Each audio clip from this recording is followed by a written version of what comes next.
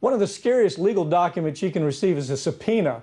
This notice mandates that the person receiving the order to testify or produce evidence in a case under the threat of a fine or prison. Well, in November of last year, Louisiana resident Tiffany LaCroix received a subpoena from the Orleans Parish District Attorney's Office ordering her to meet with the prosecutor about the murder of a former New Orleans Saints football player. Only thing is, this order was not authorized by a judge or a clerk of court, but instead was a fake document sent to LaCroix by prosecutors to pressure her into talking. For more in this case, I'm joined by Molly Barrows, legal journalist for Trial Lawyer Magazine.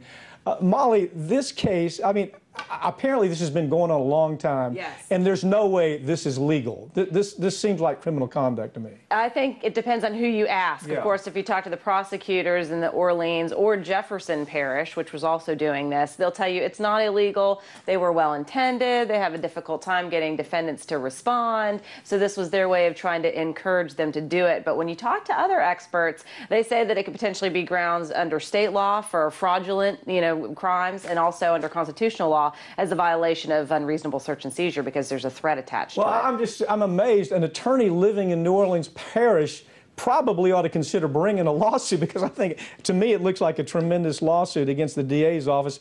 But as I'm looking at this, what I find so incredible is that this went on for so long. Yes. And it's almost as if the media never paid any attention to it. And then we see something called The Lens. Yes. Which is an independent organization that does this story on it, starts asking questions. How have we let this go on for so long? What's your take on that? I thought that was very interesting, too, because I can't imagine that The Lens, this is the first time any local media has heard of this being done. So it's interesting. After The Lens reported it, other local media, more established in the area, started to pick up on the case, too.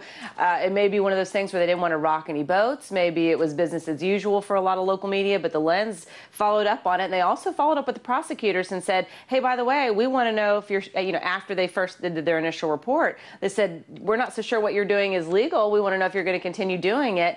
That's when they finally stopped. They've only recently stopped doing this after The Lens basically. Okay, so The Lens comes out and said, they take a look back on it. They say, what in the world are you doing here? Yes. Prosecutor says, well, what we're doing is absolutely kosher. It's legal. We can do this. But they end up stopping the practice anyway. Is that about how it unfolded? That's exactly how it unfolded. Yeah. Yes. And so what options do look, the district attorney's office has plenty of options besides fraud. Right. They don't have to commit fraud in these fake subpoenas to get people, and they got other options, right? They have legal options, which is to send out a legal letterhead that basically doesn't include threats and doesn't include potentially promising, arrest or along those lines. But they're not getting the response they want when they say they send out these friendlier requests to come talk, and that maybe that works in other in other parishes or in other states, but it doesn't work in their area because defendants are not cooperating. So basically, they won't play ball as their excuse. So in other words, we can't do this legally, so let us put fear in people's heart. Yes. Let's just go after them. Let's create fraud. Let's create this fake subpoena and see if they show up. Yes, and there was a Harvard law professor who basically said there was a case in the 70s where a case was thrown out because a prosecutor used an illegal subpoena to get a defendant to testify. Somebody needs to take a serious look at this.